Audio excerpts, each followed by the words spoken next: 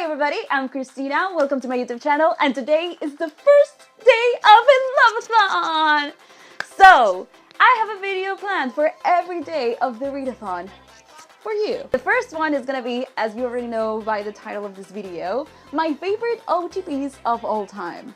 I've been meaning to make this video for such a long time. Last year I even made my list and I never filmed it, so now's the time to do it. And I'm glad I didn't do it last year because there's one couple that I didn't know by the time that I made this list that I know now. So let's start. Sadly, I don't really care about them right now, but for like 3 years I was so obsessed with this couple that it had to make my list, and that is Felicity and Oliver.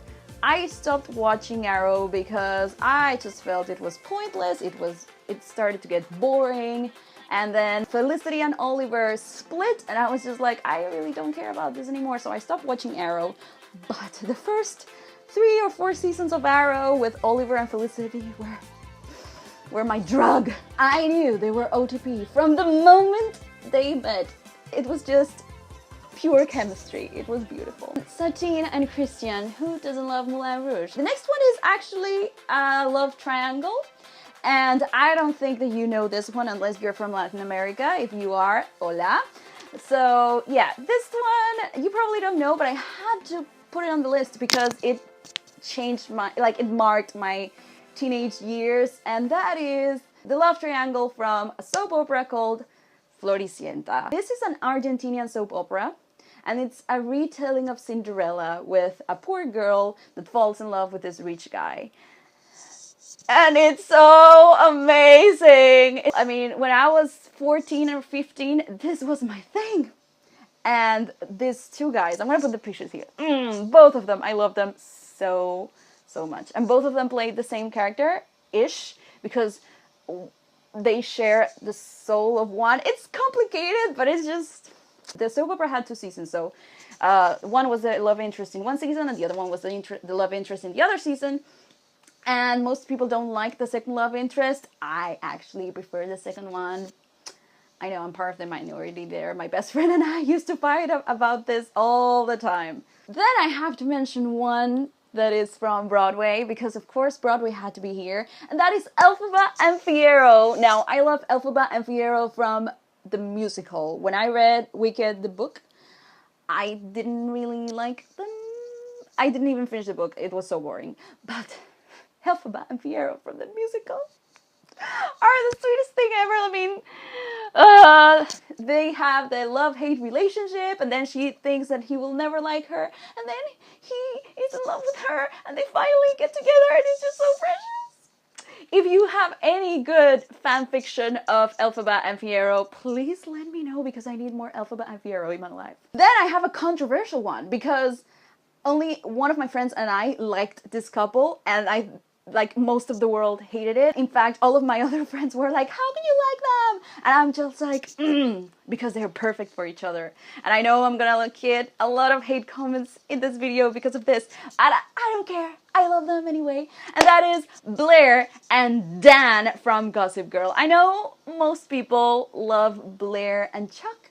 I was a Blair and Chuck girl for the first 2 seasons, and then when slowly but steady the romance between Dan and Blair started to blossom, I was just like, I'm all for this. Next I have a couple that was a slow burn, and they hated each other and then they loved each other. You can see a pattern here, and that is Captain Swan. Even though I stopped watching Once Upon a Time, I didn't watch the last season.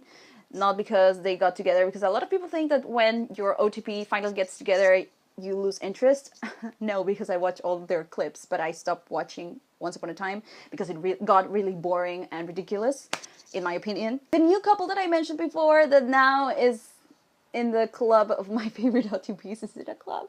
In my list of OTPs, is of course Rhys and Feyre, because they are couple goals. I mean, Rhys, I will always say this, Rhys lets Feyre be. He lets Feyre make her own decisions. And even though he's jealous, he has the right amount of jealousy in him, and he doesn't make like a big scandal, and they are so cute together. Lois and Clark. I have always loved Lois and Clark, except Amy Adams Lois. But even though I don't like her, I mean, as Lois, every time that she and Henry Cavill have a scene together in the last Superman movies, I'm like, my babies. But my favorite Lois and Clark couple, like, version is the one from Smallville, because Tom Welling and Erica Durance, their chemistry, the way that she was all sarcastic and was always making fun of him, but at the end, like, she really liked him. Like, she reminded me a little bit of Helga. Like, oh, I don't like you, I'm never gonna be with you. And then it's just like, Smallville. Clary and Jace. I know a lot of you don't like Clary, and it's not my favorite character in the world, but I really like her relationship with Jace. I think their dynamic is very interesting because he's all cocky and he's just like, oh, I'm the best, and she's just like, Jace, sit. And then my top 3. Oh my god, this is very, very exciting. So, my number 3 is Elena and Damon. I love them so much. I mean, they were the reason why I kept watching Vampire Diaries for so long, because I was just like, those better end up together, because those two have the best chemistry ever. All the angst, everything, it's everything. It was such a slow burn, but the payoff was excellent. And then my number 2, I think you already know this one, but one of these couples, because I talk about it all the time, but my number 2 is Anastasia and Dimitri. Nobody's surprised here. Well, maybe you're surprised because this one is not my number 1. But yeah, you know what? Their sarcasm, their bantering made the movie for me. And lastly, my number 1 is... you probably don't know them because these are from an old manga and anime, but there's a new season right now and I'm so living for it. And those are Sakura Kinomoto and Shiori Lee. I met these two when I was 9 or 8 years old, and ever since then, they have been my ultimate OTP.